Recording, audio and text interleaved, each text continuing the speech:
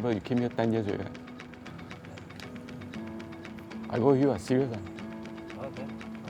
I need to find out the dates for you. Then you. Okay. I need to get your India telephone number.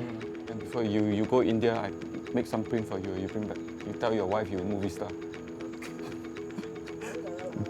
Then Salim's wife, no. Coming back. Okay, wait. So, here, I want you to. This one, like not too high. Maybe like that. Like last time lah. Okay, can but below here. This one I don't see. So maybe a bit like that. Then natural. You. I think low bit better. A bit more. Wait, I find something for you to sit. Wait Reverse. Reverse. Okay. Don't sit too back. Sit front a bit. Okay. One. Can. Okay, good. You sit down first. Don't sit all the way. No, wait. The thing break. Okay. Look. More front. Okay, good. Down a bit. Can you give me one big smile? You're going home already, right? Can. Okay, smile a bit, please. Alamak, don't look so serious. Skid. Why, you don't like to hear my voice?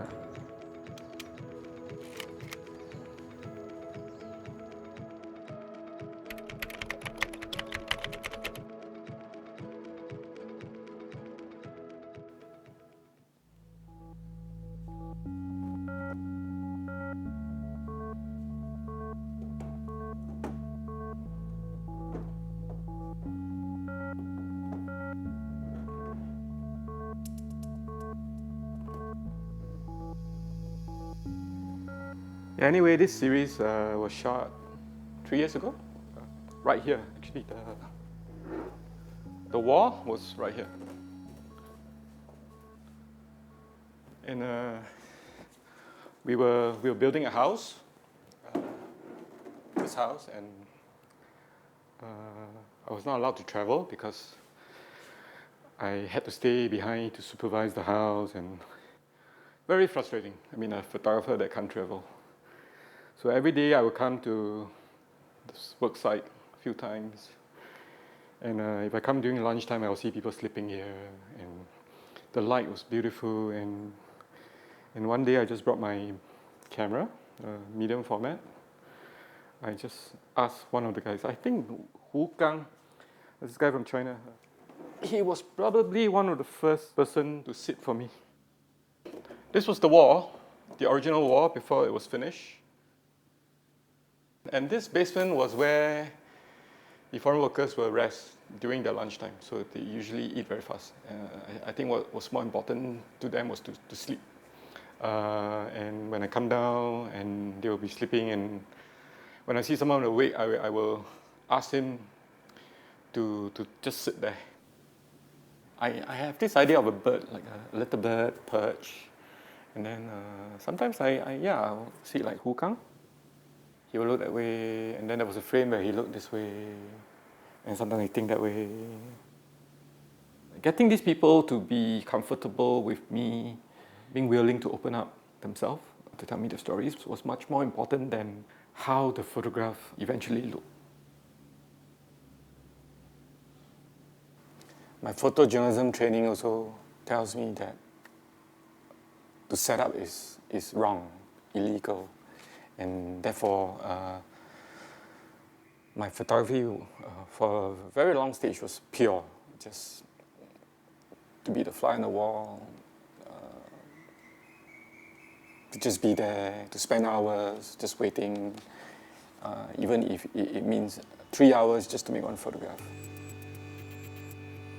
I went to Paris by accident, never been to Europe. My whole life was America. I was really naive. I thought only New York has Chinatown. So Paris has Chinatown, not one, but two.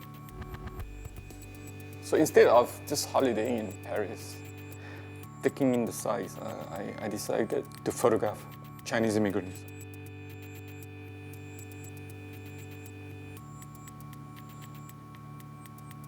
For the longest time, I just wanted to be traditional documentary photographer. To make photograph in the same way the famous documentary photographers were photographing. W. Eugene Smith, Eugene Richards, 35mm, black and white, a range of close-up, long shot. So I saw this exhibition in 1984. Henri Cartier-Bresson exhibition at the National Museum. I knew very little about photography, but you were supposed to look at his works and get inspired, and then to take photograph in the spirit of Henri Cartier-Bresson. These were probably the only Bresson pictures of Singapore, taken at a hotel where single women, as they get older and sick, they go there and die. So it's quite depressing. I have no idea how I did it, but I shot this picture. I don't think I saw this photograph at its retrospective, but now looking back, look at this photograph, there seems to be a little bit of a resemblance. I start to see things that I never noticed. Mostly the face. I think the face was something that I didn't forget. The sad face, the body language. I think as a young photographer starting out, the decisive moment to me then was, I understood it as there must be a perfect time and perfect place where everything falls into place, and when you make that photograph, that is the decisive moment. And if you miss that, then your picture was taken in a non-decisive moment or in a lousy moment. But I guess when I got a little bit older and wiser, that concept doesn't seem to be as relevant now, because I don't think life is that simple.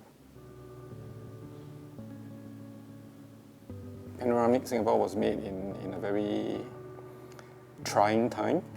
Personally, I was finally close to getting out of Singapore. I hated living here. I hated the weather. I hated the many things that were not going right for me. And all my life, the big dream was to go live in the United States. So I finally got a job offer, and that to me was the beginning. The plan was to move there, live there. But I didn't realize that I was starting to feel nostalgic and romantic. And I think one of the things that I was afraid to admit was that I was starting to be homesick without actually having left Singapore. So I did the thing that I know best, and that is to go out and make photographs. I went out shooting with this panoramic camera. I went to places that basically I went around Singapore saying goodbye to places that meant something to me.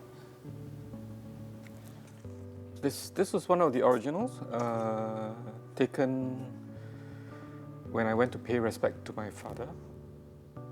Mount Vernon, the crematorium. I know that it would be the last time that I would be going there.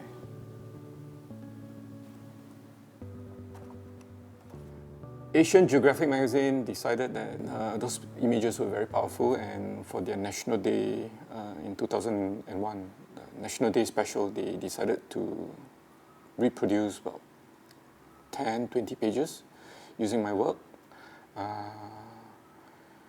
And I accidentally got named one of the Hasselblad Masters for 2003. But I think the Hasselblad Award also did a lot of damage to me.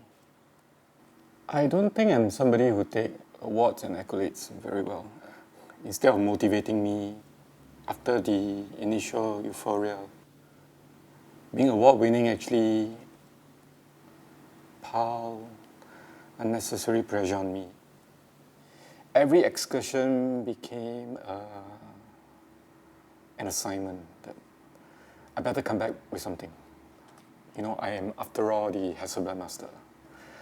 When I process my film, I'm so afraid that people will see it, because I'm so afraid to let people see my mistakes and things like that. For the past few months, I've been obsessed with this not very new project. It's called Remains of the Day. They are a collection of junks, of trash, of things that we leave behind. I guess you can also call them the traces of our existence. So this was one of the first few images that I made. It's obviously a knife in a sink, and the black particles actually came from, I think it was a salted egg or a century egg that I had peeled. See, I like to cook. Every time I look at the sink and I say, wow, this was the mess that I created. When the camera is near enough, I would just reach out for it and take a photo.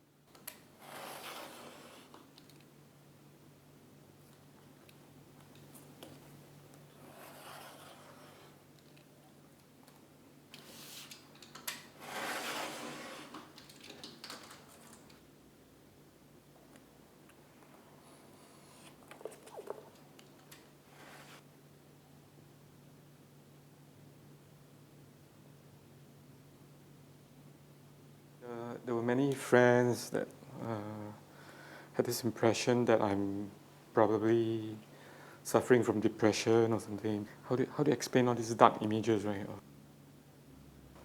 It's as if you're no longer interested in life. Chicken feed, for example. I mean, this whole question of what is photographable, what is not photographable, what is beautiful, what is not. I think, yeah, it's another one of the recurring themes in my photography. Photography is a good way to engage in this kind of dialogue, even if it's with myself. And I guess the great thing about getting old is that you can take yourself less seriously. You can joke about it, make mistakes, say you learn something from it. Interesting. Maybe this goes better with that. I don't know.